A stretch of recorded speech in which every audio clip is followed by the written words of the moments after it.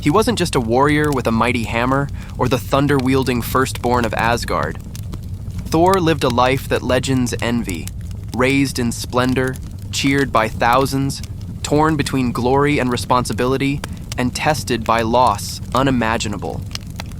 But behind the hammer and cape lies a journey more epic than any saga the Skalds ever told. What if I told you the god of thunder was once a reckless child, and that the fate of the 9 realms depended not on strength but on a choice he made in humility? By the way, before we dive in, I'm curious, where are you watching this from? And what time is it there right now? Drop it in the comments. I love seeing how far the cosmic branches of Yggdrasil really stretch. The story of Thor begins not with triumph, but with anticipation. Long before the Avengers, before the battles on Earth or the destruction of Asgard, there was a golden realm and a boy born into privilege. Odin Allfather, conqueror of realms and keeper of cosmic peace, lived in a world of calculated strategy. The kingdom of Asgard had long since risen, built and burnished by war and sacrifice. Its people, warriors and craftsmen, dwelled in eternal splendor, protected by the Bifrost and shadowed by the ever-growing legend of their king's conquests. But even in the gleaming halls of an eternal realm, succession remained vital. Odin Borson married Frigga, a woman of fierce intellect and quiet strength. And from that union, in a time beyond mortal calendars, a son was born, Thor, the first son of Odin, the boy who carried the weight of rulership in his blood. Yet he would know only part of his father's truth. When Thor was young, Odin led the forces of Asgard against the frost giants of Jotunheim. It was a war born of necessity, and it would shape destinies beyond counting. Odin returned victorious, having driven back Laufey and secured the source of their power, the casket of ancient winters. But he returned with more than victory. He returned with a secret that would one day shatter everything Thor believed. Odin brought home a baby, small for a frost giant's offspring, abandoned to die. This child, Loki, would be raised alongside Thor, a brother in all but blood, though neither boy would know the truth for millennia to come. And so, under gleaming spires and magical skies, 2 princes were raised in glory. No want, no hunger, only the legacy of rule and the burden of a dynasty that had waited thousands of years. The realm would celebrate its princes. But it was in that celebration that Thor's legend truly began. He would rise not through hardship, but through adoration. The golden son of Asgard, brilliant in the eternal sun, training in the courtyard with weapons that could shatter mountains. In the golden halls of Asgard, hidden behind rainbow bridges and ancient magics, Thor lived a life unlike any child of mortals. He knew nothing of humility, sacrifice, or the burden that would one day break him or remake him. To him, Odin was not just a father, but the ultimate embodiment of kingship. The Asgardians were not subjects to be served, but admirers to be dazzled. The 9 realms were his playground, the cosmos his birthright, and his name was Thunder. Queen Frigga watched him with silent concern. She loved him dearly, but the arrogance building in her golden son troubled her wise eyes. Though she never directly challenged Odin's favoring of Thor, she knew the path of the favored son is rarely smooth. Odin had warned her. He will face trials no father could prevent. If he survives them, he will either rule gloriously or destroy everything. So she let him swagger through halls of gold, let him boast among the warriors, knowing each boast was building a pride that would eventually demand tempering. But Thor was no ordinary prince. He was tremendous in strength, fierce in loyalty, and generous in spirit. The warriors noted something valiant in his charge, as though the courage of many heroes had settled in his heart. He fought, more than he studied, and often dominated the training grounds of Asgard, reveling in the cheers as he bested opponent after opponent. There was one story the court always whispered, how young Thor, barely more than a boy, had fought 3 of Asgard's elite warriors simultaneously, emerging bloodied but victorious, roaring with joy rather than pain. Thor did not know that his victories were often carefully arranged, that his opponents sometimes pulled their strikes, that his glory was partially manufactured by a father who wanted him confident. By his adolescence, the whispers among the court grew. "He learns too slowly," they said. "He has the temper of a storm." Odin watched quietly, holding back his concerns like a dam before a flood. Thor, unaware, lived on with victory in his soul and thunder in his heart. But even in the safe halls of Asgard, shadows formed. Dark ambitions moved in distant realms. Whispers of ancient enemies regrouping began to spread, and the arrogance that had once seemed charming in a boy prince was hardening into something dangerous in the heir to the throne. The days of simple glory were numbered. Soon Thor would have to face his first true test. By the time Thor reached early adulthood, he had grown into a warrior of legendary prowess and equally legendary pride. His hair, golden like Asgard's spires, framed a face increasingly known across the realms. His hammer, though not yet Mjolnir, crashed through training dummies and sometimes the training grounds themselves. Feasts were thrown in his honor. Songs were composed about minor skirmishes he'd won. And slowly, a distance grew between the thundering prince and his quiet, thoughtful brother. Loki, dark-haired and lean, gifted in magic rather than might, watched his brother's ascent with complex emotions. Love and loyalty, yes, but increasingly tinged with envy and resentment. While Thor smashed his way through problems, Loki learned to navigate them with words and wit.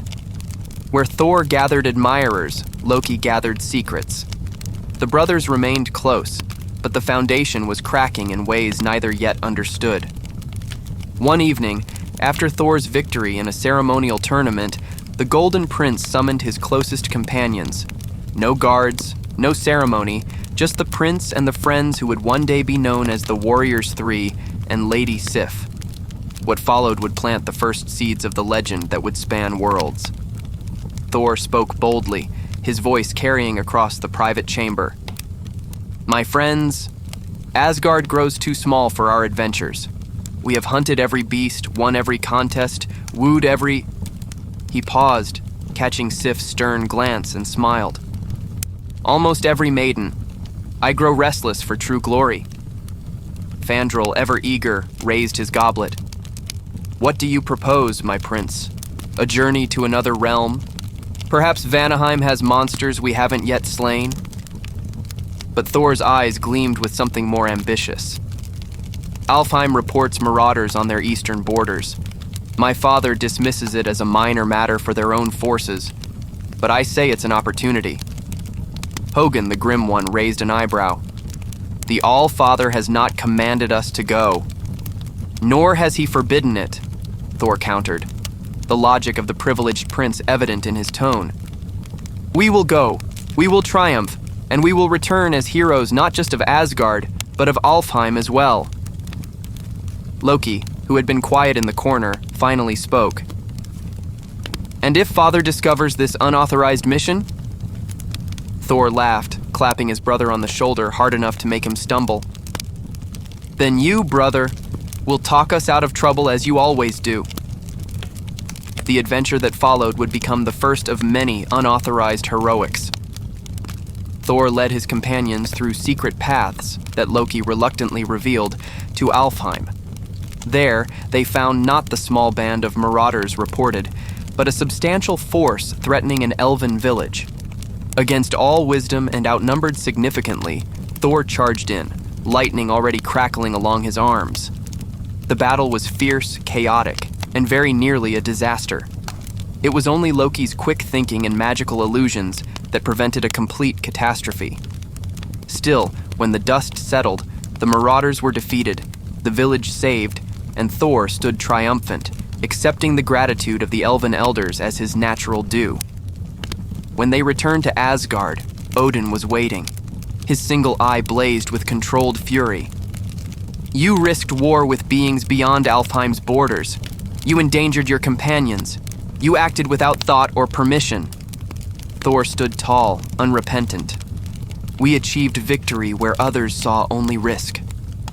"Victory?" Odin's voice lowered dangerously. "Is that what you call nearly starting a conflict that could have spread across 3 realms?" But there was no real punishment. There rarely was for Thor. Just a stern lecture, quickly forgotten in the celebration feast that somehow materialized despite Odin's disapproval. And in that moment, a pattern was set that would repeat for centuries. Thor charging forward, consequences rippling outward, punishment rarely finding purchase on the Golden Prince. Across the realms, beings began to whisper of Odin's headstrong air, some with admiration, others with concern. Thor was becoming known not just for his strength, but for his impulsivity, not just for his courage, but for his recklessness. The young prince who would be king was building a reputation that would one day require breaking. Years passed, then decades, then centuries, for the Asgardians were long-lived beyond mortal comprehension. Thor's adventures grew more daring, his victories more celebrated. And always at his side was Loki, sometimes gleeful participant, sometimes reluctant voice of caution, always in a shadow that grew longer with each feast thrown in his brother's honor. One day, Odin summoned both his sons to the weapons vault deep beneath the palace. The air was thick with ancient magic, the walls lined with relics of wars fought before either prince was born. Odin stood before an unremarkable pedestal, upon which rested a hammer unlike any other, short-handled, block-headed, etched with runes of power. Mjolnir, Odin said simply, forged in the heart of a dying star, it contains power you cannot yet comprehend. Thor eyed the weapon with immediate desire. Loki studied it with scholarly interest. Neither fully understood what it would come to represent. It is time, Odin continued, for Asgard's future king to wield a weapon worthy of his station. Thor reached for it eagerly, but Odin's hand stopped him. This is no ordinary weapon to be claimed by strength alone. Mjolnir carries an enchantment. His voice deepened, taking on the resonance of true magic as he laid his hand upon the hammer. Whosoever holds this hammer, if he be worthy, shall possess the power of Thor. The words settled into the metal itself, becoming part of its essence. Thor frowned slightly. Worthy? I am your son, the Prince of Asgard. Who could be more worthy? Odin's single eye fixed on him with ancient wisdom. That, my son, is precisely what this hammer will help you learn. When Thor first lifted Mjolnir, something changed in him. The hammer recognized something in his spirit, not perfection, but potential. It accepted him, and with it came power beyond even his Asgardian birthright. Lightning answered his call. The storms bent to his will. The very elements recognized him as their master. With Mjolnir in his grasp, Thor became not just mighty, but nearly unstoppable. Across the 9 realms, he fought and triumphed.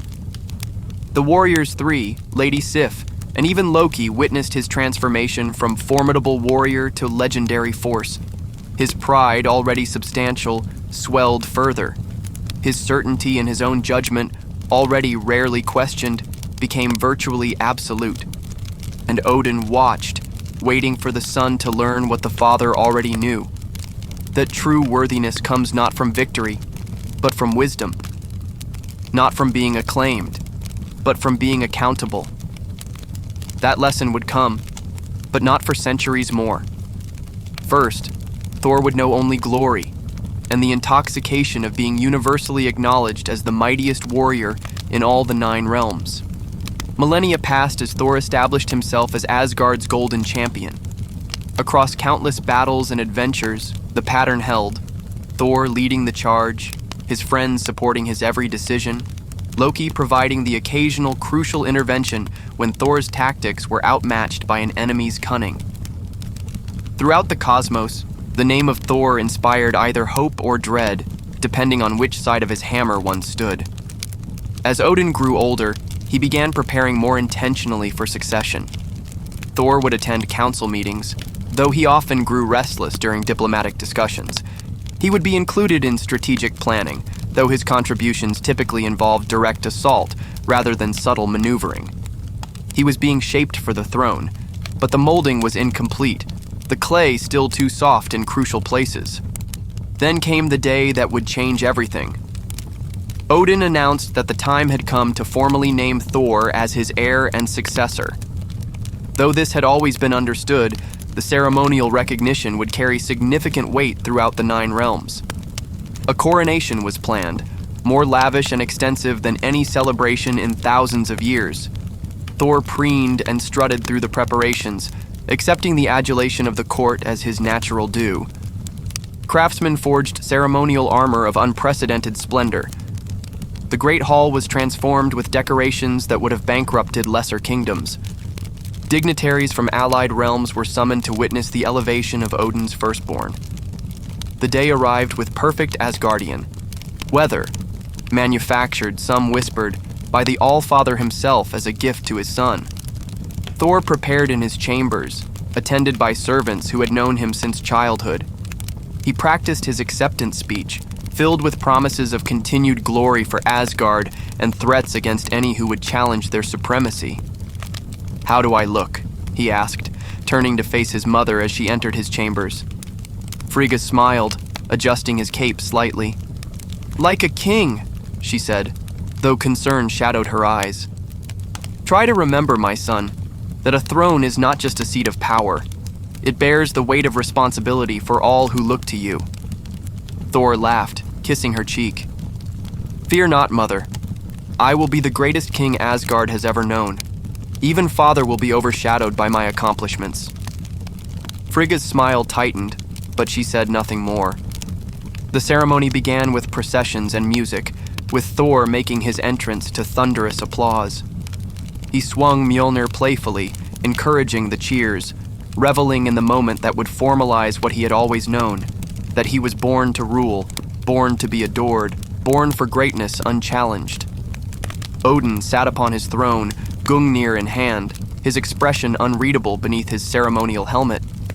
Beside him, Frigga maintained the serene dignity expected of Asgard's queen, though she watched her elder son with complicated emotions. And there, to the side of the throne, stood Loki, smiling, applauding, giving every appearance of brotherly support, while his eyes calculated something known only to him. The ritual proceeded, ancient words spoken, traditional responses given.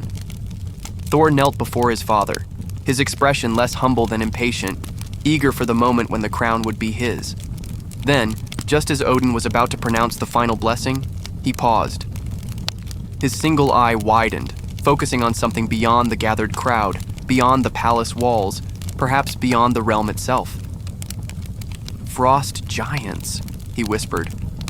The ceremony dissolved into confusion. Guards rushed toward the weapons vault. Thor, denied his moment of ultimate triumph, burned with indignation that quickly twisted into rage. The ensuing investigation revealed that somehow, impossibly, Jotuns had penetrated Asgard's defenses and nearly reached the casket of ancient winters before being destroyed by the destroyer, Odin's implacable guardian automaton. In the aftermath, while Odin counseled caution and investigation, Thor's response was immediate and unequivocal. "The Jotuns must pay for what they've done." "They have paid with their lives," Odin countered. "The destroyer did its work. The casket is safe, and all is well." "All is well?" Thor's voice rose, incredulity mixing with his anger. "They broke into the weapons vault. They ruined what should have been the most important day of my life. This was an act of war." "It was the act of but a few doomed to failure," Odin replied, his patience visibly straining. But Thor would not be placated. In the privacy of a side chamber, he raged to his friends. "My father forgets that he once destroyed their armies, banished them back to their frozen realm. Perhaps we should remind them of Asgard's strength." Sif's eyes widened. "What are you suggesting?" "It's simple," Thor said, already warming to his plan. "We go to Jotunheim. We find out how they got into Asgard, and we ensure they never dare try again." Fandral laughed nervously. "My friend, that's madness. The Allfather has forbidden travel to Jotunheim." "My father conquered their world once when they threatened ours," Thor insisted. "We would be doing nothing more than following his example." Loki watched his brother carefully. This isn't like our usual adventures, Thor. This is... Are you with me or not? Thor demanded, looking at each of them in turn, his charisma and certainty as overwhelming as ever. One by one, they nodded. Even Loki, though his agreement came with visible reservation. What followed would become the catalyst for Thor's greatest transformation. Bypassing Heimdall's initial reluctance through a combination of royal privilege and Loki's persuasive words, the small band traveled to Jotunheim, a world of perpetual winter, jagged ice, and ancient hatred for Asgard. Thor strode through the frozen wasteland with the confidence of one who has never truly faced defeat. When they reached Laufey, king of the frost giants, Thor made no attempt at diplomacy. "How did your people get into Asgard?" he demanded, hand already tight on Mjolnir's handle. Laufey, ancient and cunning, studied the young prince with contempt. "The house of Odin is full of traitors," he said cryptically. "Do not dishonor my father's name with your lies," Thor snarled, restraint already fraying. "Your father is a murderer and a thief," Laufey countered. "He stole what was ours and left our world in ruins. We have the right to reclaim what is ours." "Not while I live," Thor declared. Laufey's blood-red eyes narrowed. "That can be arranged, little prince." It was the spark that lit the inferno. A frost giant stepped too close, insulted the princess of Asgard, and Thor's temper, never truly controlled, exploded like a supernova. Mjolnir swung, the giant fell, and suddenly they were at war. The battle was chaotic, desperate. Thor fought with abandon, laughing in the face of danger, reveling in the destruction he wrought. Lightning split the dark skies of Jotunheim. Frost giants fell before his might. But there were too many, and his companions began to falter.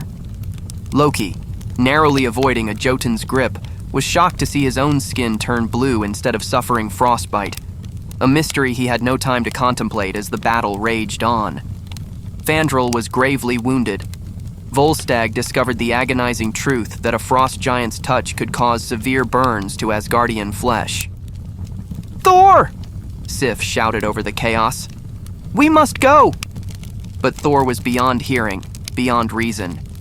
He was in the grip of battle lust, of vindication, of proving his worthiness in the most primal way he knew. It was only when a massive ice beast threatened to devour his friends that Thor redirected his fury, diving into the creature's mouth and bursting through its skull in a display of raw power that would have been celebrated in Asgard's halls, had it not been part of an unauthorized incursion that was rapidly becoming a diplomatic catastrophe. As the companions regrouped, they found themselves surrounded, outnumbered by hundreds of frost giants eager for Asgardian blood. Laufey approached, ice forming into a blade along his arm. "You have come to Jotunheim seeking death, Odinson. This I can provide." Just as all seemed lost, the air split with familiar energy. The Bifrost opened, and Odin himself appeared, mounted on his 8-legged steed Sleipnir, Gungnir in hand, his expression terrible to behold. For a moment, Thor felt only relief, then triumph. Surely his father would see the threat the frost giants posed. Surely now they would fight together, father and son, and crush Jotunheim once and for all. But Odin did not come to fight. "Father," Thor called out, "we'll finish them together."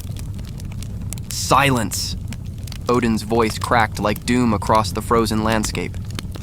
What followed was not battle, but desperate negotiation. Odin to Laufey. These were the actions of a boy. Treat them as such. Laufey, ice still formed into a weapon. "We both know these actions will lead to war." The frost giant king's words hung in the frozen air. Thor watched in disbelief as his father attempted diplomacy rather than dominance. This was not the Odin of legend, the conqueror of worlds. This was an old man seeking to avoid conflict at the cost of Asgardian pride, at the cost of Thor's pride. When the Bifrost pulled them back to Asgard, Thor expected a private reprimand. What he received instead would alter the course of his life forever. In the observatory, Odin dismissed the others with a gesture. His fury, contained during the confrontation with Laufey, now emerged in full force. "Do you realize what you've done?" What you've started? I was protecting my home, Thor insisted. You cannot protect your home. You cannot protect your friends. You can barely protect yourself, Odin roared. These are not the actions of a king, but a cruel, arrogant boy. Thor, unaccustomed to such direct censure, felt his own anger rising to match his father's. You're an old man and a fool. The words hung between them, irretrievable, damning. Odin fell silent, and in that silence was more terrible judgment than in all his shouting. Yes, the Allfather said finally, his voice deadly quiet. I was a fool, to think you were ready. What happened next occurred with the terrible inevitability of tragedy. Odin stripped Thor of his titles, his power, his very identity as an Asgardian prince. Mjolnir was torn from his grasp, his armor dissolved from his body. And as Thor shouted his defiance, Odin whispered to the hammer, Whosoever holds this hammer, if he be worthy, shall possess the power of Thor. The implications were clear. Thor was no longer worthy. With a final declaration, You are unworthy of these realms, unworthy of your title, unworthy of the loved ones you have betrayed. Odin cast his firstborn son through a portal to Midgard, to Earth, to learn what it meant to be powerless. As Thor fell through dimensions, stripped of everything that had defined him for millennia, his father's final words pursued him like vengeful spirits. Until you learn what it truly means to be worthy, you shall not return. And so the god of thunder crashed to earth not as a deity, but as a mortal man. No strength beyond that of a fit human. No command over lightning. No royal title. Nothing but the habits of privilege and the beginnings of a terrible realization. That perhaps, just perhaps, he had never truly understood what Odin had been preparing him for all along. The small town of Puente Antiguo, New Mexico, was not accustomed to men falling from the sky. When Thor crashed into the desert sand in the dead of night, the impact created a small crater, but left him curiously unharmed, one final gift from the Allfather, before mortality fully claimed him. Dazed and disoriented, Thor staggered to his feet and bellowed into the night sky. Father! Heimdall! Open the Bifrost! His commands echoed across the empty desert, met only with silence and the distant howl of coyotes. The stars above were arranged in patterns he did not recognize. The air felt thin, lacking the golden richness of Asgard's atmosphere. This is madness, he muttered, his mind still refusing to accept what had happened. Thor was no stranger to his father's lessons, but never had Odin gone to such extremes. Never had he been stripped of everything that made him, him. A distant light caught his attention, headlights cutting through the darkness as a vehicle approached.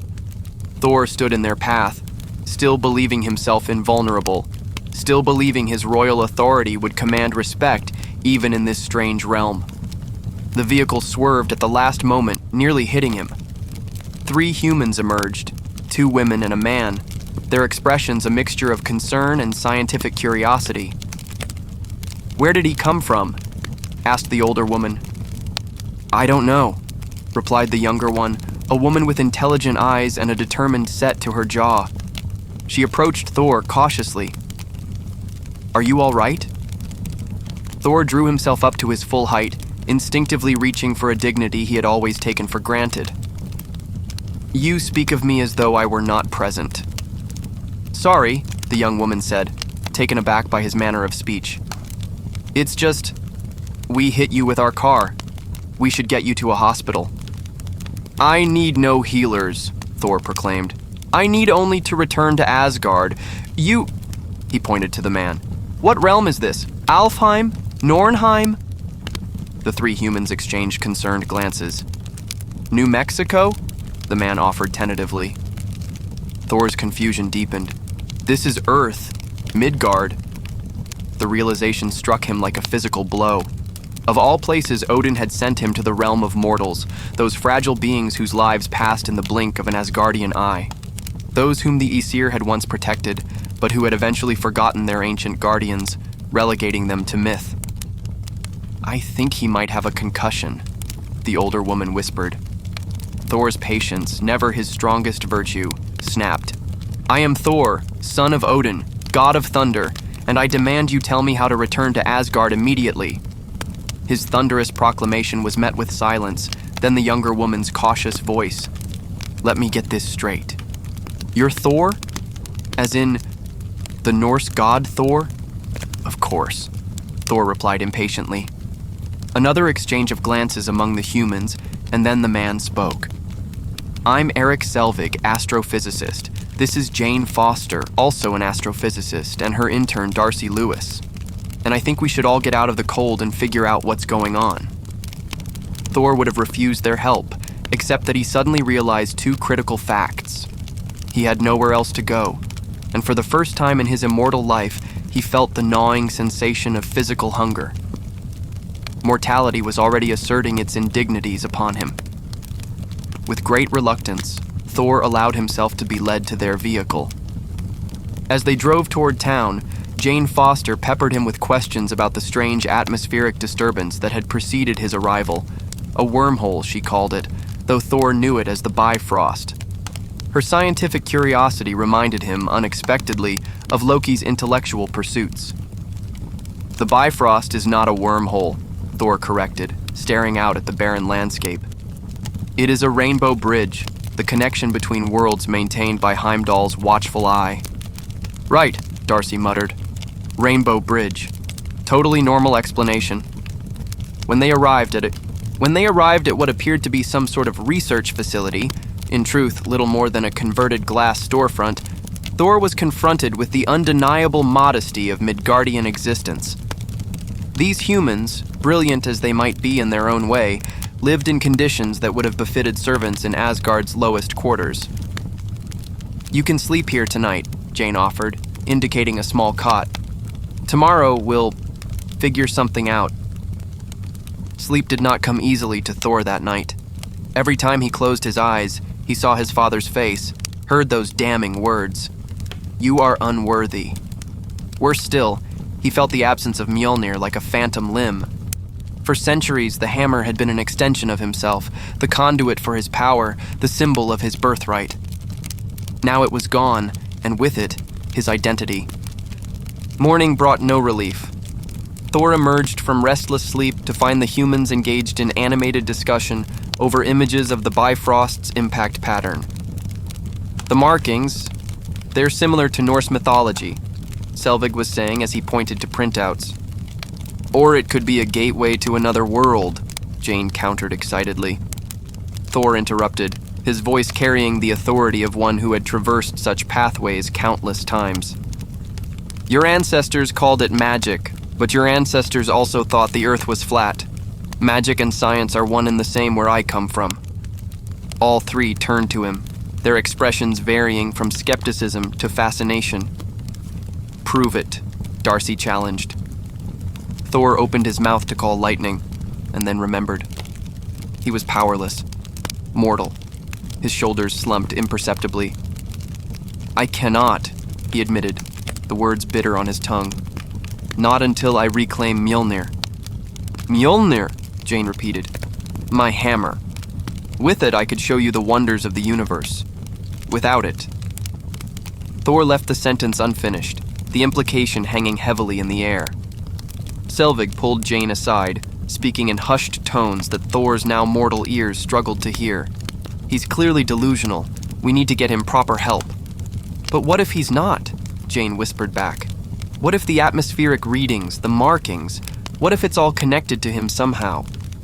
Their debate was interrupted by a news report on a small television. A satellite image showed a crater in the desert not far from where Thor had landed, and at its center, partially buried in earth, was an object the reporter described as a satellite, or some sort of hammer-shaped experimental weapon. Thor's heart leapt. "Mjolnir," he breathed. Without a word of explanation, Thor strode to the door. Jane hurried after him. "Where are you going?" "To reclaim what is mine." "It's 50 miles from here," Jane protested. Thor paused, the reality of his situation sinking in further. No longer could he simply fly to his destination. No longer could he travel vast distances without effort. He was constrained by mortal limitations. "Then I will walk," he declared. though uncertainty flickered behind his resolute expression. Jane sighed.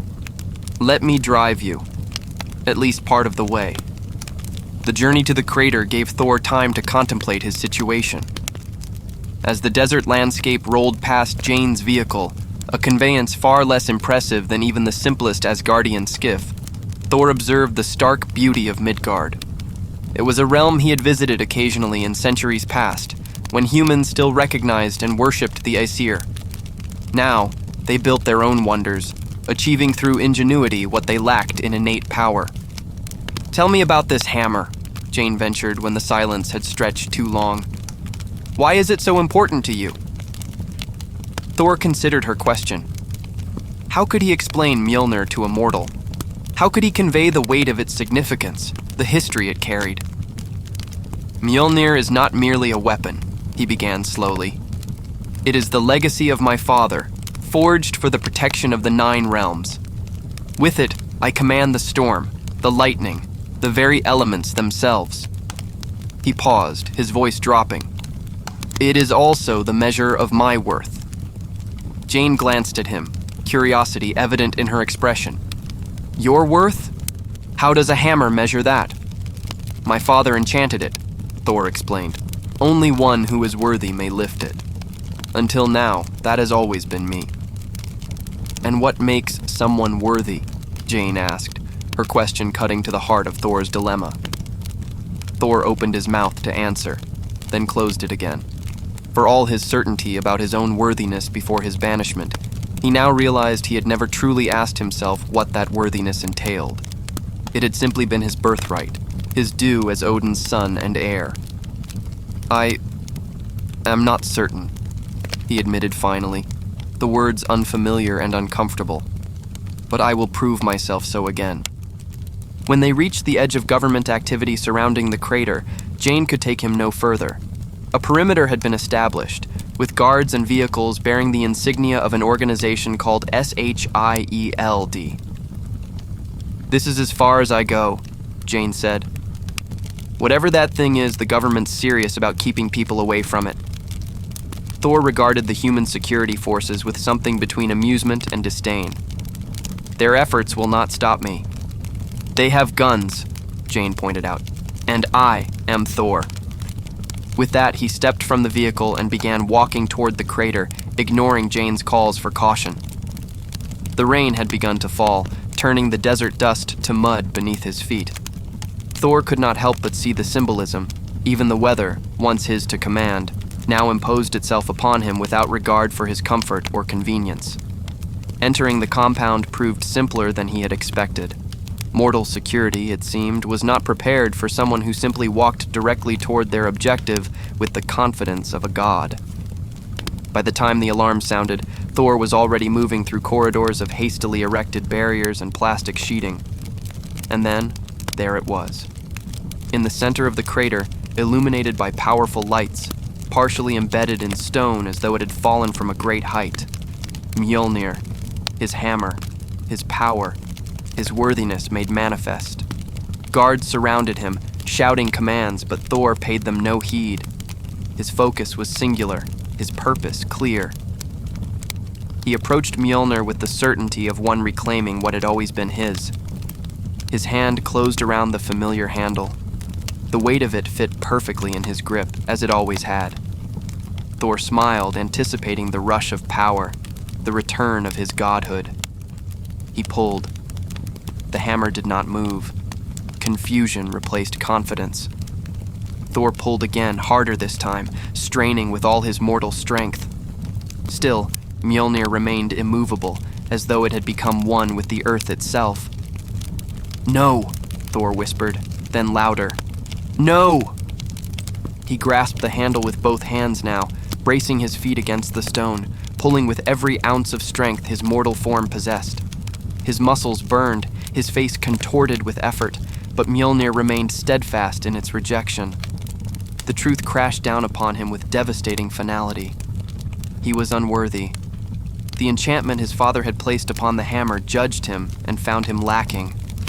All his certainty, all his pride, all his assumptions about his inherent superiority, none of it mattered. Mjolnir had spoken.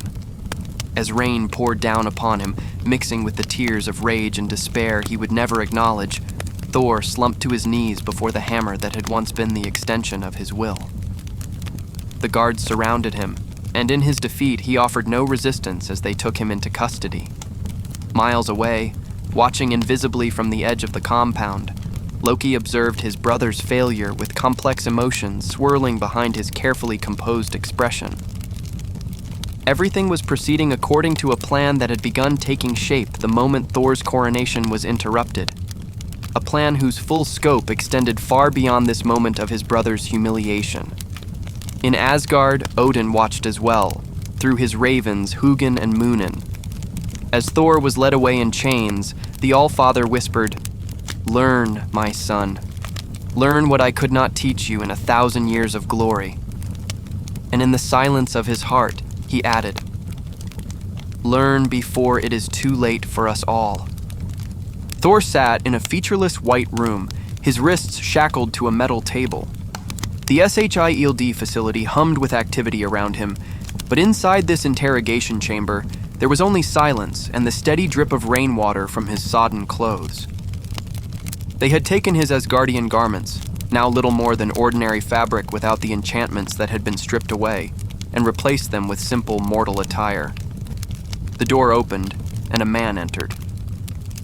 He was not physically imposing by Asgardian standards, but something in his bearing commanded respect. A quiet authority that reminded Thor, unexpectedly, of Heimdall. "You made my men, some of the most highly trained professionals in the world, look like a bunch of minimum wage mall cops," the man said conversationally as he took the seat opposite Thor. "That's hurtful. In my experience, it takes someone who's received similar training to do what you did to them." He leaned forward slightly. "Would you like to tell me where you received your training?" Thor met the man's gaze without flinching. "Who are you?" "Agent Coulson, Strategic Homeland Intervention, Enforcement and Logistics Division." "You have a long name," Thor observed. A faint smile crossed the agent's face. "We get that a lot. But back to my question. Who are you?" "I have told your men already. I am Thor of Asgard." "Asgard." Coulson's tone revealed nothing. "That's in Scandinavia?" "Asgard is not a place on your maps. It is one of the 9 realms, united by the branches of Yggdrasil, the World Tree." Coulson nodded as though Thor had said something entirely reasonable. "Well, Thor of Asgard, you've got quite a lot of people interested in you, and in that hammer. Care to explain what it is?" Thor felt weariness settle over him, a strange mortal sensation. "If I told you, you would not believe me." "Try me," Coulson challenged. "I've seen some pretty strange things in this job." Thor studied the agent. This was not the reaction he had expected from Midgardians. In ages past, they had either worshipped or feared the Aesir. Now, this man regarded him with professional curiosity tinged with skepticism, but no awe whatsoever. "The hammer is Mjolnir," Thor explained finally. "It was mine." "And why did you want it back?" Thor looked down at his shackled hands. "Because I believed it would restore what I have lost." "Which is?"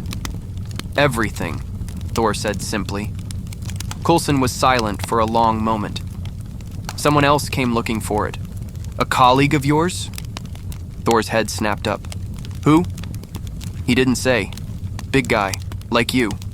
Well-dressed, visited a colleague of the woman who drove you here. Mentioned something about a prince and a hammer." Loki. It had to be Loki. Thor felt a surge of hope. Had his brother come to help him? Perhaps to intercede with Odin on his behalf. "I need to speak with him immediately," Thor insisted. "That might be difficult," Coulson replied. "He left no contact information, seemed in a hurry." Before Thor could respond, another agent entered and whispered something in Coulson's ear. The agent nodded once, then returned his attention to Thor. "Excuse me for a moment," Coulson said, rising from his seat. "I have a feeling we'll have plenty more to talk about when I get back." As the door closed behind Coulson, Thor tested his restraints. Even with his diminished strength, the material felt flimsy compared to Asgardian bindings. Still, there was little point in escaping. Without Mjolnir, without his power, where would he go? What would he do? For the first time in his immortal life, Thor faced a future entirely without certainty. In the glass-fronted research facility that served as Jane Foster's laboratory, Loki appeared without warning or sound. Erik Selvig jumped from his chair, knocking over a stack of research papers. Darcy screamed and fumbled for her taser. "Peace," Loki said, raising his hands in a gesture that was both placating and slightly mocking. "I mean you no harm." Jane stepped forward, her initial shock giving way to scientific curiosity. "You're like him, aren't you? Like Thor?" Loki's smile was thin. "I am Loki, of Asgard. And yes, Thor is my brother." "Your brother is being held by the same people who took my research," Jane said urgently. "We have to help him." Loki's expression remained carefully neutral. "That is why I have come. But I bring grave news from Asgard that I must share with Thor directly." "What kind of news?" Selvig asked suspiciously. "Our father, Odin, has fallen into the Odinsleep," Loki explained, his voice carrying just the right note of concern. "A deep hibernation where he replenishes his strength. But this time it came on suddenly. My mother fears he may never awaken." Jane's expression softened. "That's terrible. Thor should know." "Yes," Loki agreed. "Particularly since in Father's absence the burden of the throne has fallen to me. I have come in secret against the wishes of my advisors to offer Thor a chance to return home." "He can go back?" Jane asked, unable to hide the note of disappointment in her voice. "That depends," Loki replied carefully, "on whether he has learned the lesson our father intended in sending him here." Selvig stepped forward. "And what lesson was that?" Loki regarded the human scientist with an appraising look. "Humility, responsibility, the understanding that power exists to protect, not to dominate." His gaze shifted to include Jane. "Has he shown any signs of such growth?" Jane and Selvig exchanged glances. "He's different than when he first arrived," Jane offered. "Less arrogant, but still pretty sure of himself." "I see." Loki's expression revealed nothing of his true thoughts. "Then perhaps it is too soon. Still, I must speak with him." "We'll take you to him," Jane decided. Loki smiled, a perfect, princely smile that did not quite reach his eyes. "I would be most grateful." Thor was contemplating the strange vulnerability of his mortal form, the constant minor discomforts, the hunger, the weariness, when the door to his cell opened again. Instead of Coulson, however, it was Jane who entered, accompanied by a SHIELD agent. "You have 5 minutes," the agent informed her, then took up position outside the door. Jane rushed to Thor, her expression a mixture of concern and excitement. "Are you all right? Did they hurt you?"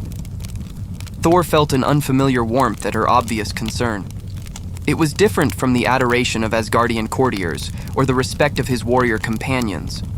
This woman barely knew him, yet she worried for his well-being. "I am unharmed," he assured her, "though my pride has suffered grievously." Jane offered a small smile. "I brought you some clothes, and..." She hesitated. "Your brother is here." Thor's expression brightened immediately. "Loki? Where is he?" "Outside, talking to Selvig. He said he had news from Asgard about your father." Thor's brow furrowed. "What news?" "Something about an Odinsleep? He said your father collapsed and might not wake up, and that he's king now, in your father's place." Thor felt as though he had been struck. The Odinsleep was not unexpected. His father underwent the deep restorative slumber periodically, but for it to have come on so suddenly, and with such gravity that Loki now sat on the throne, it made no sense unless his confrontation with Odin, his banishment, had weakened the Allfather more than anyone realized. "I must speak with Loki immediately," Thor insisted, rising from his chair. The door opened again, and the agent stepped inside. "Time's up. Please, Thor said, his voice softer than Jane had ever heard it. "I must speak with my brother. It is urgent." Something in Thor's manner, perhaps the genuine concern in his eyes or the lack of his usual imperious tone, seemed to affect the agent. After a moment's hesitation, he nodded. "I'll see what I can do." When Loki was finally brought to Thor's cell, the brothers regarded each other in silence for a long moment. Thor searched his brother's face for signs of deception, but found only the familiar mixture of intelligence and reserve that had always characterized Loki. "Father is truly in the Odin's Leap?" Thor asked finally. Loki nodded solemnly. "Mother has not left his side. The healers do not know if he will ever awaken." Thor closed his eyes briefly, guilt washing over him. "Because of me. Because of what I did." "You cannot blame yourself," Loki said, his voice gentle. "Father has postponed the Odin's Leap for too long. This was inevitable. And now you rule in his stead." Something flashed in Loki's eyes. Triumph, perhaps, or vindication. But it was gone so quickly that Thor could not be certain. "I did not seek the throne. But Thor, the burden of kingship has opened my eyes to many things, including the true reason for your banishment." Thor frowned. "I know why I was banished. My arrogance, my recklessness." "No," Loki interrupted. "Those were merely symptoms of a deeper truth that Father always saw. You are not ready to be king." The words struck Thor like physical blows. Not because they were cruel, but because, for the first time, he recognized their truth. He was not ready. Perhaps he never had been. "What of the frost giants?" Thor asked. "Have they been dealt with? The ones who infiltrated Asgard?" Loki's expression darkened. "They have paid with their lives. But Thor, there is something else you should know. Something I discovered recently about my own heritage." Before Loki could continue, the door burst open. Agent Coulson entered, his usual composure slightly ruffled. "Sorry to interrupt your family reunion," he said briskly, "but we've got a situation developing. I need to speak with your brother alone." Loki bowed slightly, the perfect image of a cooperative royal. "Of course, Agent Coulson. Thor, we will continue this conversation soon." As Loki left with another agent, Coulson turned to Thor with an expression of carefully controlled concern. "Your friends have arrived," he said. Thor's confusion gave way to surprise, then joy. "My friends? The Warriors 3 and Sif are here? On Midgard?" Coulson nodded. "Along with something else. Something big, mechanical, and apparently indestructible. It's tearing through our defenses as we speak." Thor felt a chill that had nothing to do with his mortal vulnerability. "The Destroyer," he whispered. "You know what that thing is? It is an automaton, a weapon created by my father to guard Asgard's treasures. If it is here on Midgard..." Thor's expression hardened. "You must evacuate this facility immediately." "Already underway," Coulson assured him. "But we need to know how to stop it." Thor met the agent's gaze directly. "You cannot stop it. Not with your weapons, not with your technology. It was created to withstand the powers of the gods themselves. Then what do you suggest?" "Let me speak with it," Thor said. "Perhaps I can reason with whoever controls it, likely my brother, now that he holds Gungnir, my father's spear, and the symbol of Asgardian rule." Coulson studied Thor for a long moment, then nodded decisively. "At this point, we don't have many options. Come with me." As they hurried through corridors filled with evacuating personnel, Thor felt a strange mixture of emotions. Relief at the arrival of his Asgardian friends, dread at the presence of the Destroyer, and beneath it all, a growing suspicion about Loki's true intentions. Outside, the New Mexico desert had become a battlefield. The Warriors 3, Volstagg, Fandral, and Hogun fought alongside Lady Sif against the relentless advance of the Destroyer. Their weapons, formidable in any other context, barely slowed the automaton's progress. Each blow from the metal giant sent Asgardians flying. "My friends!" Thor called out as he approached. They turned, expressions of joy and relief crossing their faces upon seeing him. "Thor!" Volstagg exclaimed, blood trickling from a cut on his forehead. "Thank the Norns you're alive!" Sif reached him first, clasping his arm in the warrior's greeting they had shared countless times. "We feared the worst when you did not return." "Why have you come?" Thor demanded, even as he embraced them. "And what is the destroyer doing here?" "Loki sent it," Hogun said grimly. "After your banishment, things changed rapidly in Asgard. Your father fell into the Odin's Leap, and Loki assumed the throne." "I know this," Thor said impatiently. "Loki told me himself just moments ago." The warriors three exchanged confused glances. "Loki is here?" Fandral asked incredulously. "But how can that be? We left him in Asgard, sitting upon the throne." Thor's blood ran cold. "What are you saying?" "Thor," Sif said urgently, "Loki has betrayed us all. He told us you were never to return from your banishment. He made deals with Jotunheim, and when we defied him to find you, he sent the destroyer to ensure none of us would ever return to Asgard." Before Thor could process this revelation, a massive explosion rocked the small town of Puente Antiguo. The destroyer had reached the main street and was systematically obliterating everything in its path. "We need to evacuate the townspeople," Thor said immediately, his concern for mortal lives overriding his personal shock. "Get them to safety, while I try to stop the destroyer." "You?" Volstagg looked at him doubtfully. "Forgive me, but without Mjolnir—" "I know," Thor said grimly, "but I must try." As his friends dispersed to help with evacuation efforts, Thor saw Jane, Darcy, and Selvig helping townspeople into vehicles. Loki was nowhere to be seen, no doubt having returned to Asgard the moment his deception was at risk of exposure. Thor approached Jane quickly. "You need to leave." "What about you?" she asked, her eyes wide with fear. "I will stay and ensure everyone escapes safely." "That thing will kill you." Thor managed a small smile. "Perhaps not. I am still Thor, even without my powers." Jane looked as though she wanted to argue further, but another explosion cut off their conversation. The destroyer was getting closer. "Go," Thor insisted. "Please." Finally, reluctantly, Jane nodded and joined Selvig in their vehicle. As they drove away, Thor turned to face the advancing automaton. He had fought alongside the destroyer in battles past, had seen its terrible efficiency firsthand. Now, he would face it as a mortal man. The destroyer towered over the town's low buildings, its metallic body gleaming in the harsh desert sun.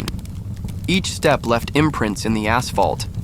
Its face, if the smooth, featureless front of its head could be called such, was blank, devoid of expression or mercy. Thor approached it directly, walking down the middle of the street without weapons or shield. The warriors three and Sif watched in horror from a distance, having helped the last of the townspeople to safety. "Loki!" Thor called out, knowing his brother could see and hear through the destroyer's senses. "This is madness. These people have done nothing to you." The destroyer paused, as though considering his words. Then, with deliberate slowness, it raised one massive arm. "Brother, whatever I have done to wrong you, whatever I have done to lead you to do this, I am truly sorry," Thor continued, still walking forward. "But these people are innocent. They have done nothing. Taking their lives will gain you nothing." For a moment, it seemed the destroyer might actually be listening. It lowered its arm slightly. "So, take mine instead," Thor offered, stopping directly before the metal giant. "Will that satisfy you, brother? To see me dead?" The destroyer remained motionless for one breathless moment. Then, with startling swiftness, it swung its arm in a backhanded blow that sent Thor flying through the air. He crashed through the window of a nearby shop, landing amid shattered glass and splintered wood. Pain, real, mortal pain, consumed him. Thor felt blood in his mouth, felt the sharp agony of broken ribs, the dull throb of internal injuries. As he lay there, struggling to breathe, he realized this was how his mortal life would end. Not in glorious battle defending Asgard, but in a broken heap in a Midgardian town, slain by his own brother's jealousy. Jane's face appeared above him, her eyes filled with tears. She had returned despite his warnings, unable to leave him to face death alone. "It's over," Thor whispered, tasting blood with each word. "No," Jane insisted. "You're going to be all right." Thor managed a weak smile. "It's over," he repeated. "I am but a man. I will die today." "I won't let you," Jane said fiercely. Thor reached up with his remaining strength to touch her face. "Thank you, Jane Foster, for showing me what true worthiness is." As his vision began to darken, Thor thought he saw movement in the sky, a small object hurtling toward them with impossible speed. The sound reached him a moment later, a high, pure note like the singing of metal against wind. Mjolnir. In a final moment of clarity before consciousness fled, Thor understood. Worthiness was not about power or heritage or even glory in battle. It was about sacrifice, about valuing the lives of others above your own, about humility in the face of forces greater than yourself. That was the lesson Odin had tried to teach him for centuries, the lesson he had finally, fatally learned.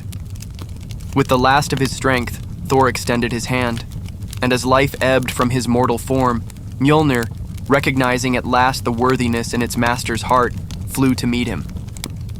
The moment Thor's fingers closed around the familiar handle, lightning split the cloudless sky.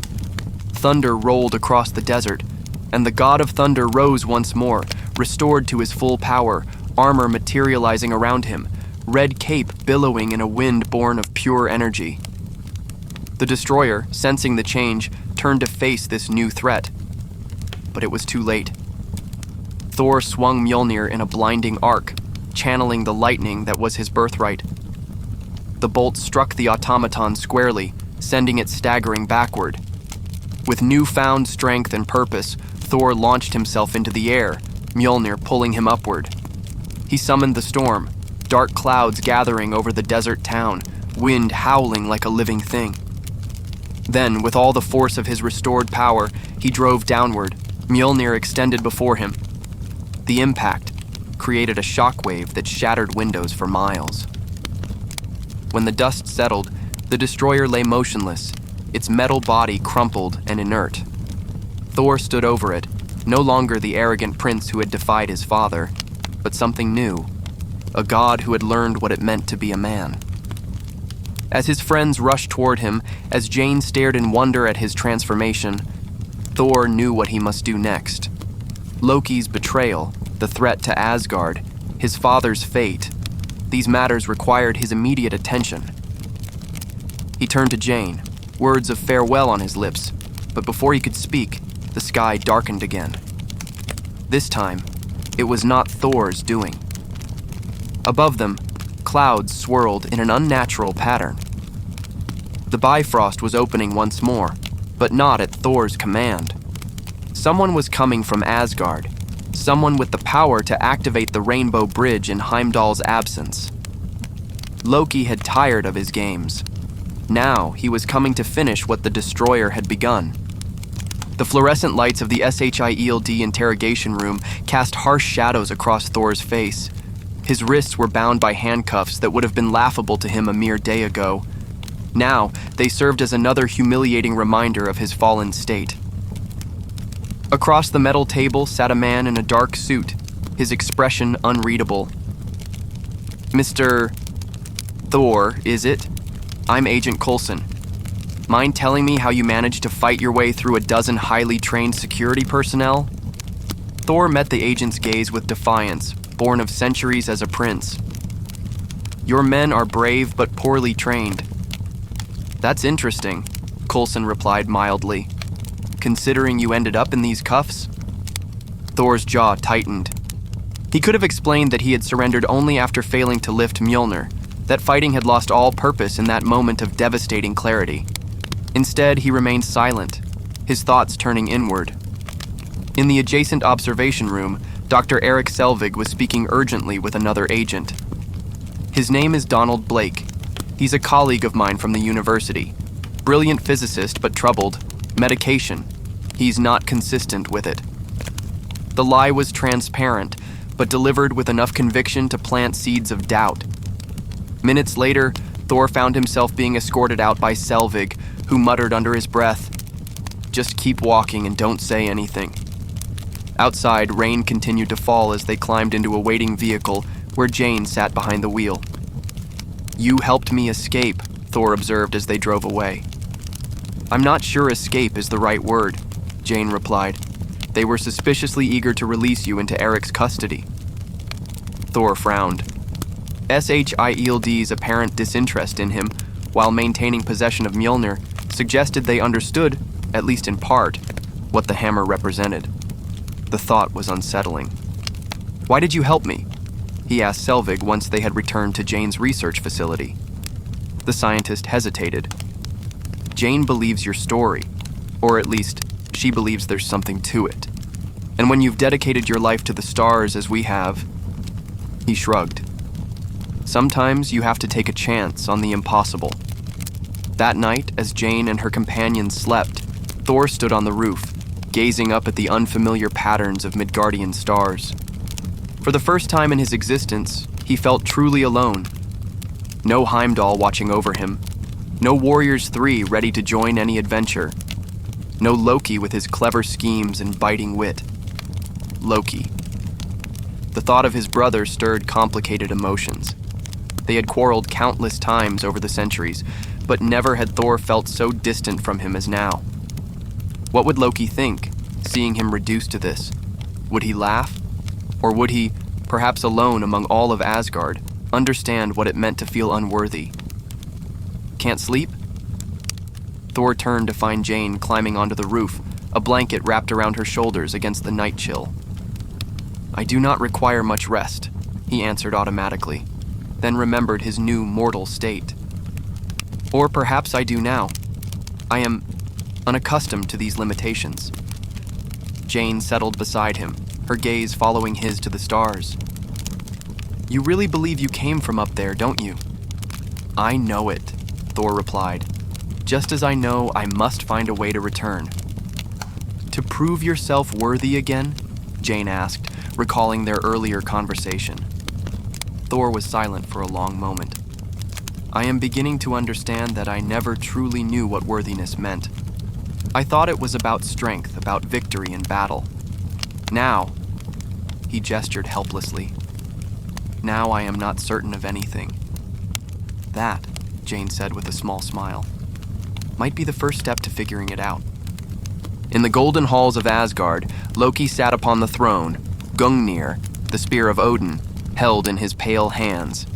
His expression was contemplative as he received the Warriors 3 and Lady Sif, Thor's closest companions. "All-Father," Fandral began, then hesitated upon seeing Loki. "Loki, what is this?" "Father has fallen into the Odin sleep," Loki explained, his voice carefully modulated to convey appropriate concern. "The burden of the throne has fallen to me until he awakens." "And Thor?" Sif demanded, her eyes narrowed in suspicion. "My brother remains banished by Odin's last command as king," Loki replied. "I cannot undo the All-Father's final decree before the sleep took him." The warriors exchanged glances, their loyalty to Thor warring with their duty to respect the throne's authority. "Something is wrong here," Volstagg muttered as they left the throne room. "Loki has ever been jealous of Thor's place." "We should go to Midgard," Hogun suggested. "Find Thor and learn the truth for ourselves." Sif nodded, determination hardening her features. "Heimdall will help us. His loyalty is to Asgard above all." But when they approached the observatory at the end of the Rainbow Bridge, they found Heimdall troubled, his all-seeing gaze clouded for the first time in memory. "I cannot see him," the Guardian admitted. "Thor is hidden from my sight." "That's not possible," Fandral protested. "Only powerful magic could shield him from Heimdall's gaze," Hogun observed darkly. "Magic like Loki's." The Golden Guardian's expression remained impassive, but his next words carried significant weight. I am sworn to obey the throne of Asgard, but I am also sworn to protect the 9 realms. If those duties should ever conflict..." He left the implication hanging in the air. Sif gripped his arm in understanding. "We will be ready when that moment comes." On Midgard, Thor awoke to the smell of coffee and the sound of voices. For a disorienting moment, he expected to see the ornate ceiling of his chambers in Asgard. Instead, the utilitarian roof of Jane's laboratory greeted him, along with the uncomfortable realization that his banishment had not been a nightmare. He rose and joined the humans at their meal, listening as Jane excitedly described her theories about Einstein-Rosen bridges to Eric. Thor found himself impressed by her intuitive understanding of concepts that had taken Asgardian scholars centuries to master. For all their fleeting lives, these mortals possessed a remarkable capacity for knowledge. "You should eat something," Darcy suggested, pushing a plate toward him. "You look like the kind of guy who needs, 5,000 calories a day minimum." Thor accepted the offering, something called Pop-Tarts, with grave courtesy. The sugary pastry was unlike any food in Asgard, yet he found himself devouring it with unexpected enthusiasm. "Your appetite seems healthy," Jane observed with amusement. "This form requires sustenance," Thor acknowledged between bites. "Another mortal inconvenience." "Yeah, welcome to the human race," Darcy muttered. Thor was about to reply when movement outside caught his attention. Through the glass storefront, he saw familiar figures walking down the main street of the small town. 4 warriors in civilian Midgardian clothing that did nothing to disguise their Asgardian bearing. "My friends," he breathed, rising so quickly he overturned his chair. He burst through the door, joy lighting his features for the first time since his banishment. "Volstagg! Hogun! Fandral! Sif!" Their reunion was exuberant, though tinged with confusion on Thor's part. "How did you find me? Why has Father sent you?" The warriors exchanged glances heavy with meaning. "Thor," Sif said gently, "Odin has fallen into the Odinsleep. And Loki sits on the throne," Hogun added. Thor's expression darkened. "What?" "We fear for Asgard," Fandral admitted. "Loki has always been unpredictable." Thor's mind raced. Loki on the throne while Odin slept. It was unprecedented.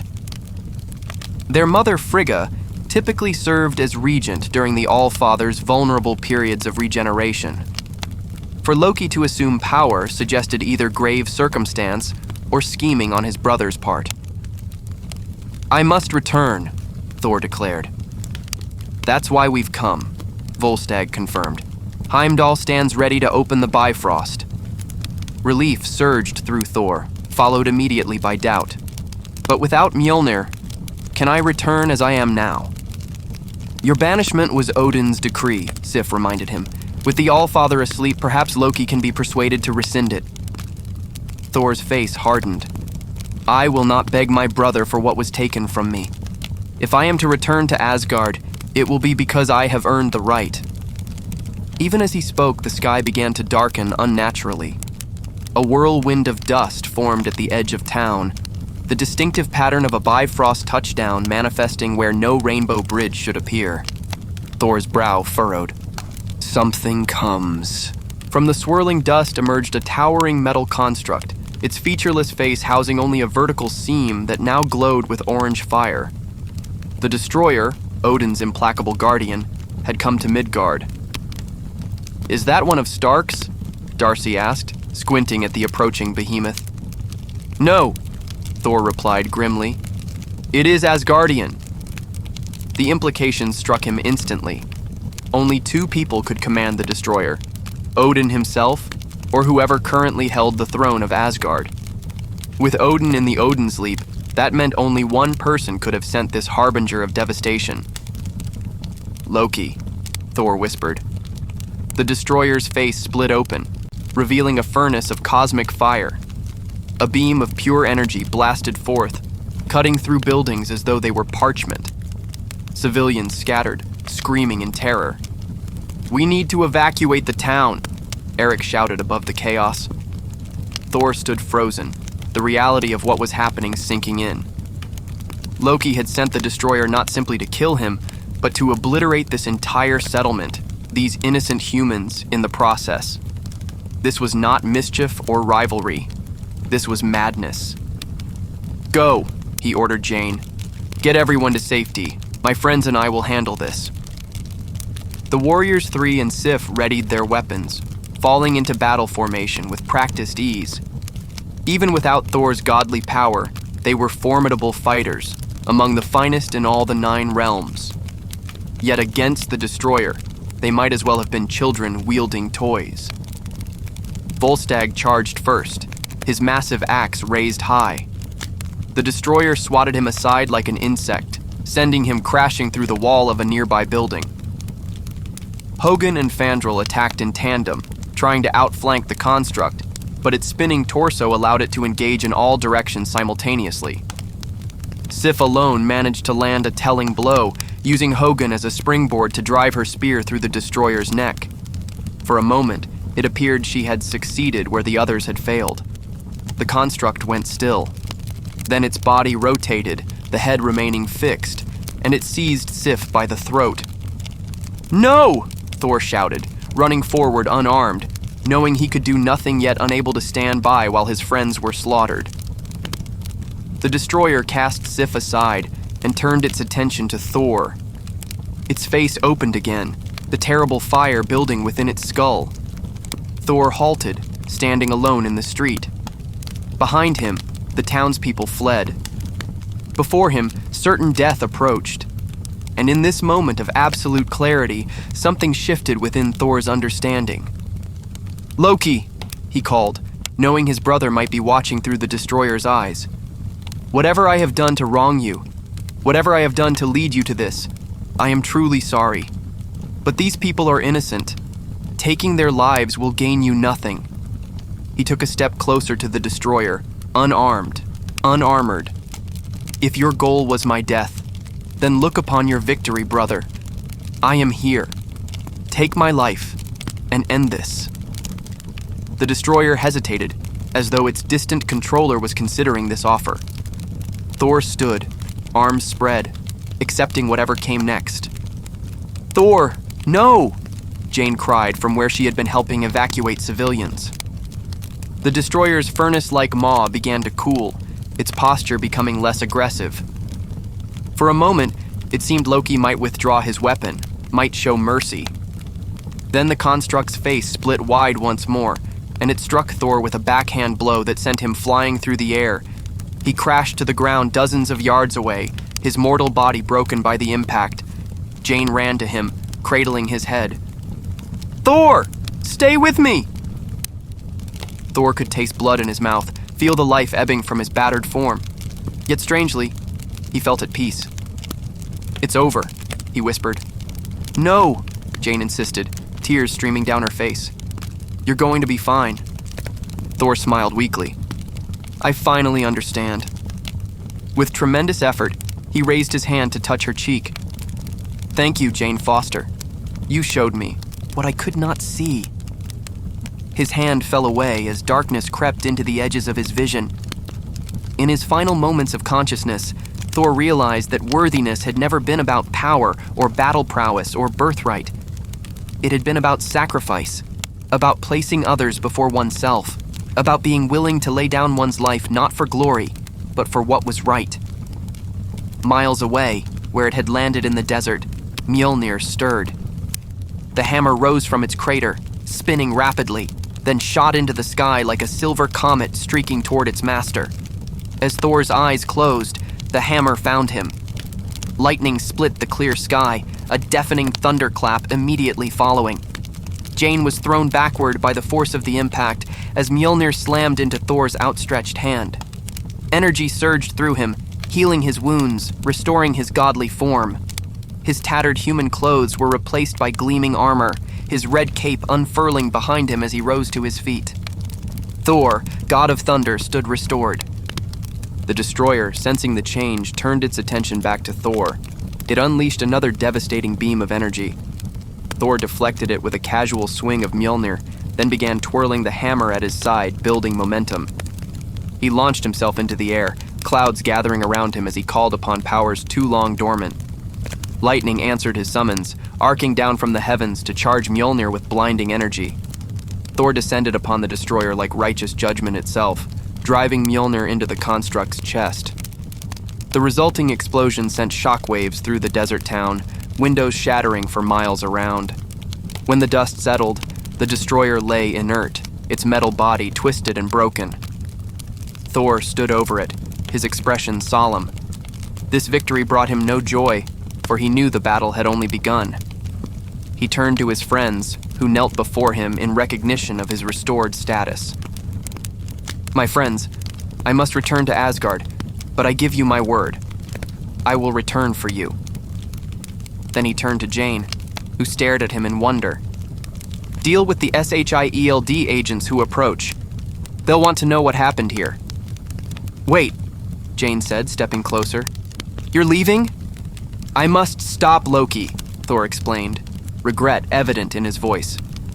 "When I return, I promise you answers to all your questions." Jane nodded, understanding the urgency, even as disappointment clouded her features.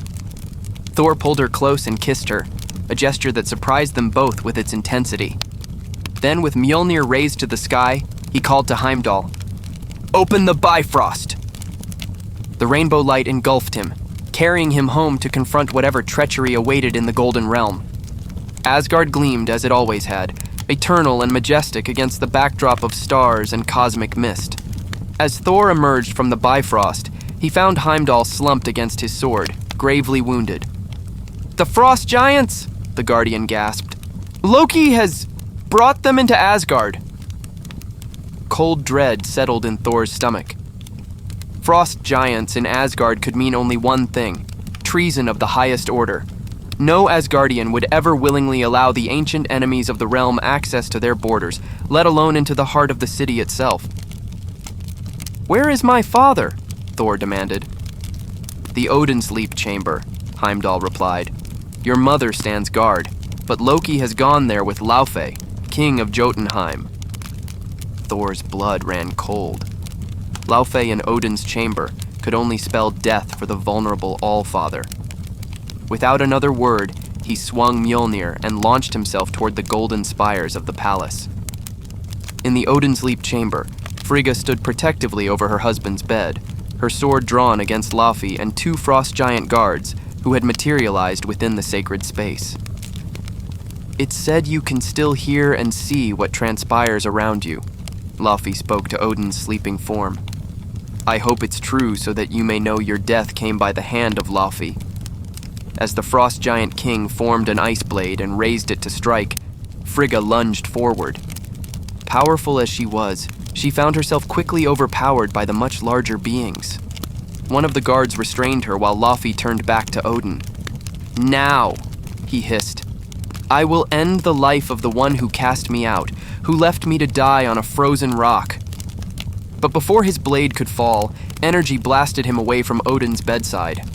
Laufey crashed against the far wall, stunned by the unexpected attack. Loki stood in the doorway. Gungnir aimed at the Jotun king. "And your death came by the son of Odin," he declared. Another blast from the spear disintegrated Laufey into fragments of ice. The remaining frost giants met similar fates as Loki turned Gungnir upon them. Frigga rushed to embrace her younger son. "You saved him!" Loki returned her embrace with genuine affection, perhaps the only pure emotion left in his increasingly twisted heart. "I swear to you, Mother, that they will pay for what they've done today." "Loki!" Thor's voice thundered through the chamber as he appeared in the doorway, Mjolnir crackling with barely contained energy. Surprise, then calculation flashed across Loki's face. "Thor, I knew you'd return to us." His expression shifted to one of concern. "But what of the destroyer? How did you survive?" "The enchantment Father placed on Mjolnir was clear," Thor replied, advancing slowly. "Whosoever is worthy shall possess the power of Thor." He hefted the hammer meaningfully. "I have proven worthy once more." Loki backed away, his mind racing. This was an unexpected development, one that threatened to unravel all his carefully laid plans. "You've returned just in time." As you can see, I've saved Father from Laufey's treachery." "Convenient timing," Thor observed, his voice dangerously calm. "Tell me, brother, how did the Jotuns enter Asgard? Even with Heimdall incapacitated, passing into our realm requires magic few possess." "I don't know," Loki said with practiced innocence. "Perhaps there are traitors in our midst, beyond those we—" "Enough lies," Thor roared. "I know it was you who sent the destroyer to kill me." Frigga gasped, looking between her sons with growing horror. "Loki, is this true?" Seeing denial would no longer serve him, Loki's demeanor changed entirely. The facade of concerned brother fell away, replaced by cold calculation. "What does it matter? I protected Father while you, the mighty Thor, were off playing hero with your mortal pets. You let the frost giants in during my coronation," Thor realized aloud, pieces fitting together. "You knew how I would react." "You're finally learning to think before you act," Loki sneered. "Yes, I knew exactly what you would do, exactly how Father would respond. Your banishment was necessary." "Necessary for what?" Thor demanded. "For the good of Asgard," Loki shot back. "You were never ready to be king. Arrogant, reckless, dangerous. Your first act as ruler would have been to plunge us into war." There was truth in these words, and Thor felt their sting. "Perhaps you were right about my readiness," he conceded. "But that does not justify what you've done."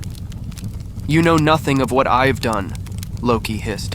"What I've learned about myself, about our family's secrets." Thor frowned, confusion momentarily replacing anger. "What secrets?" "Ask the Allfather," Loki spat, gesturing to Odin's sleeping form. "Ask him what he took from Jotunheim the day he conquered Laufey. Not just the casket of ancient winters, but something else. Someone else." "Loki," Frigga intervened, her voice pained. "We wanted to tell you." "Tell me what?" Loki roared, his composure fracturing. "That I am the monster parents tell their children about at night? That my true father was your greatest enemy?" His skin began to shift, taking on the blue pigmentation and raised markings of a frost giant, before returning to Asgardian pallor. Thor stared in disbelief. "You're a frost giant," Loki confirmed, his voice razor sharp. "The unwanted runt cast out by Laufey, taken in by Odin, not out of compassion, but as another stolen relic to be used when convenient." Thor's mind reeled at the revelation. Loki, his brother, his companion through countless centuries, was Jotun by birth. It explained so much: the natural affinity for magic uncommon among Aesir, the physical differences they had always attributed to mere variance. "It changes nothing," Thor insisted. "You're still my brother." "I am not your brother!" Loki screamed, raw emotion breaking through his carefully constructed walls. "I never was." Before Thor could respond, Loki struck with Gungnir, the beam of energy catching Thor off guard and sending him crashing through the chamber wall. Frigga cried out, but Loki was already moving, fleeing toward the Bifrost. Thor recovered quickly, launching himself after his brother. Their chase tore through the palace, devastating ancient halls as God confronted God. Where once they had fought side by side, now they were locked in desperate combat, each strike loaded with centuries of complex emotion. They burst onto the Rainbow Bridge, the observatory looming before them. Heimdall was gone, but the Bifrost mechanism had been activated, its energy building to unprecedented levels. "What have you done?" Thor demanded, seeing the beam fixed on a distant point in space. "Finishing what you started," Loki replied. "The permanent destruction of Jotunheim. When the Bifrost remains open long enough, its energy will tear the very fabric of that realm apart." Horror dawned on Thor's face. "You would commit genocide?" "I would do what Odin never had the courage to do," Loki shot back. "Remove our enemies completely, ensure Asgard's supremacy for all time." "This isn't about Asgard's security," Thor realized. "This is about proving yourself to Father, proving you're not one of them." The observation cut too close to truth, and Loki attacked with renewed fury. The brothers clashed at the entrance to the observatory, their battle shaking the very foundations of the Rainbow Bridge. "You let the frost giants in during my coronation," Thor realized aloud, pieces fitting together. "You knew how I would react." "You're finally learning to think before you act," Loki sneered. "Yes, I knew exactly what you would do, exactly how Father would respond. Your banishment was necessary." "Necessary for what?" Thor demanded. "For the good of Asgard," Loki shot back. "You were never ready to be king. Arrogant, reckless, dangerous. Your first act as ruler would have been to plunge us into war." There was truth in these words, and Thor felt their sting. "Perhaps you were right about my readiness," he conceded, "but that does not justify what you've done." "You know nothing of what I've done," Loki hissed. "What I've learned about myself, about our family's secrets." Thor frowned, confusion momentarily replacing anger. "What secrets?" "Ask the All-Father," Loki spat, gesturing to Odin's sleeping form. "Ask him what he took from Jotunheim the day he conquered Laufey. Not just the casket of ancient winters, but something else. Someone else." "Loki," Frigga intervened, her voice pained. "We wanted to tell you—" "Tell me what?" Loki roared, his composure fracturing. "That I am the monster parents tell their children about at night? That my true father was your greatest enemy?" His skin began to shift, taking on the blue pigmentation and raised markings of a frost giant before returning to Asgardian pallor.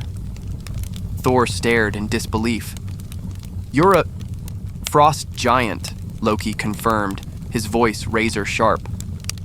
"The unwanted runt cast out by Laufey, taken in by Odin, not out of compassion, but as another stolen relic to be used when convenient." Thor's mind reeled at the revelation. Loki, his brother, his companion through countless centuries, was Jotun by birth. It explained so much. The natural affinity for magic uncommon among Aesir, the physical differences they had always attributed to mere variance. "It changes nothing," Thor insisted. "You're still my brother." "I am not your brother," Loki screamed, raw emotion breaking through his carefully constructed walls. "I never was." Before Thor could respond, Loki struck with Gungnir, the beam of energy catching Thor off guard and sending him crashing through the chamber wall.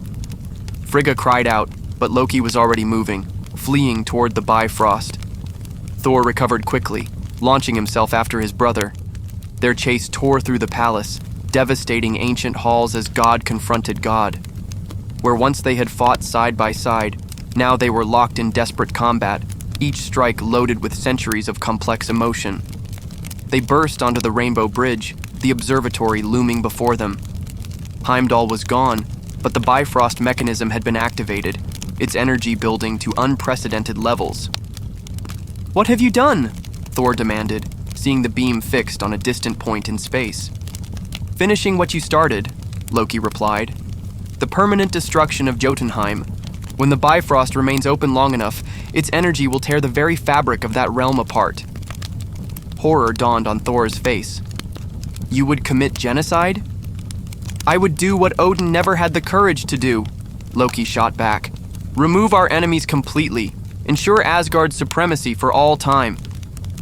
"This isn't about Asgard's security," Thor realized. "This is about proving yourself to Father, proving you're not one of them." The observation cut too close to truth, and Loki attacked with renewed fury. The brothers clashed at the entrance to the observatory, their battle shaking the very foundations of the Rainbow Bridge. Inside, the Bifrost mechanism strained under the continuous output, energy crackling dangerously as it fed an ever-strengthening beam toward Jotunheim.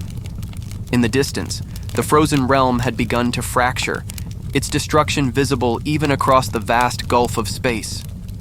Thor fought his way into the observatory, trying to reach the controls. "It's madness, Loki! You'll destroy us all!" "What does it matter?" Loki laughed, a sound edged with desperation. "When all is done, I'll be the savior of Asgard, the son who did what Thor could not." Their conflict reached its zenith as Thor finally pinned Loki beneath Mjolnir, a weight his brother could not hope to lift. Without hesitation, Thor turned to the Bifrost controls, only to find them fused and unresponsive from the continuous energy output. "It can't be stopped," Loki called, satisfaction in his voice despite his predicament. Thor surveyed the situation, understanding dawning on his face.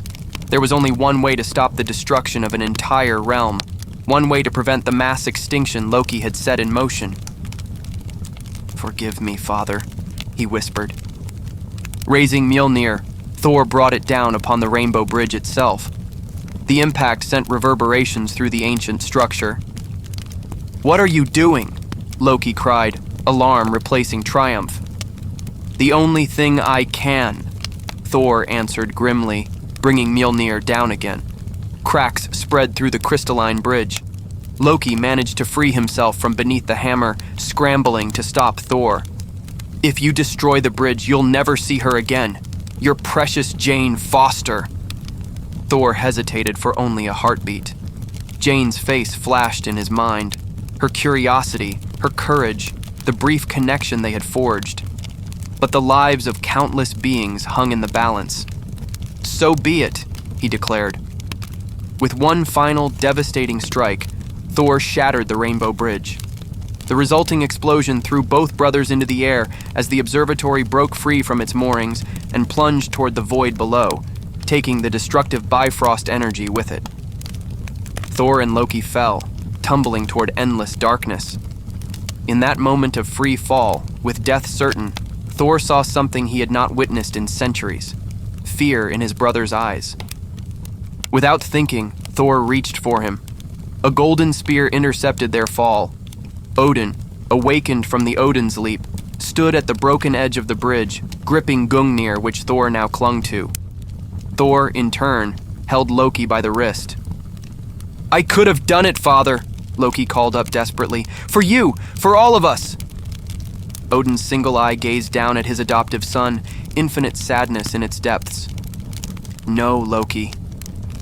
Something broke in Loki's expression, the last fragile hope of approval, of belonging, of being enough, and Thor saw the decision form in his brother's eyes before he could prevent it. "Loki, no!" he cried, but Loki had already loosened his grip. "Farewell, brother," he whispered, and let go. Thor watched in helpless horror as Loki fell into the abyss, swallowed by the darkness between realms. His anguished cry echoed across the cosmos, unanswered. The feasting hall of Asgard was subdued.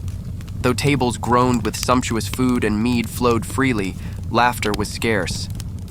The destruction of the Bifrost had isolated Asgard from the other realms, and the loss of a prince, regardless of his crimes, weighed heavily upon the court. Thor stood on a balcony overlooking the broken Rainbow Bridge, its jagged end a constant reminder of what had been sacrificed. Heimdall stood nearby, his golden eyes fixed on distant stars. "Can you see her?" Thor asked quietly. The Guardian nodded. "She searches for you." Thor smiled sadly. Jane Foster, brilliant and determined, would not give up easily. It brought him comfort to know she had not forgotten him, even as the gulf between them seemed insurmountable. "She builds a device," Heimdall continued, "crude by our standards, but remarkably advanced for Midgard. She seeks to create her own bridge between worlds." Pride swelled in Thor's chest. "She will succeed if anyone can." Heavy footsteps announced his father's approach. Odin joined them at the balcony's edge, his face bearing new lines of weariness since emerging from the Odin's leap. "Your mother asks for you," the Allfather said. "She would have you join the feast if only briefly." Thor nodded. "I will go to her shortly." When Heimdall tactfully withdrew, leaving father and son alone, silence stretched between them. There were too many words needed, and neither knew where to begin. Finally, Odin spoke. "You defied me, broke our most sacred law, nearly started a war, and then saved us all." "I learned from my mistakes," Thor replied simply. "Indeed." Odin's single eye studied him with new respect.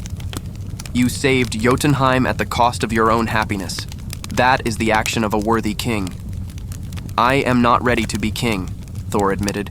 "There is too much I have yet to learn." Odin smiled faintly. "Now I know you are ready, but the decision remains yours to make when the time comes." Thor looked out at the stars, thinking of the 9 realms now beyond their reach. Without the Bifrost. "There are other means of travel between worlds," Odin revealed. "More difficult, requiring greater power, but possible." Hope kindled in Thor's heart. "Then I might return to Midgard someday?" "Perhaps." Odin placed a hand on his son's shoulder. "But dark times approach, Thor. Loki's fall has set events in motion that reach far beyond our understanding." "You believe he lives?" Thor asked, hardly daring to hope.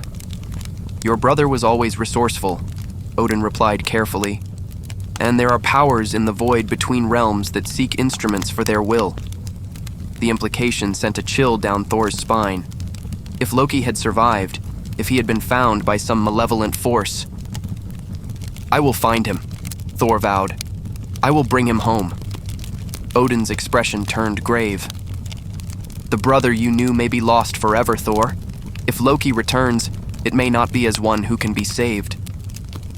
Thor wanted to argue, to insist that there remained good in his brother despite his actions, but the memory of Loki's face as he let go, that terrible mixture of despair and resolve, gave him pause. Instead, he simply nodded. "Then I must be ready." Together they gazed at the shattered bridge, each lost in contemplation of what had been lost and what might yet come. Thor's hand closed around Mjolnir, its weight familiar and comforting. He was worthy now, not because of birth or strength or glory in battle, but because he had learned what his father had always intended. The true burden of power is the wisdom to know when not to use it.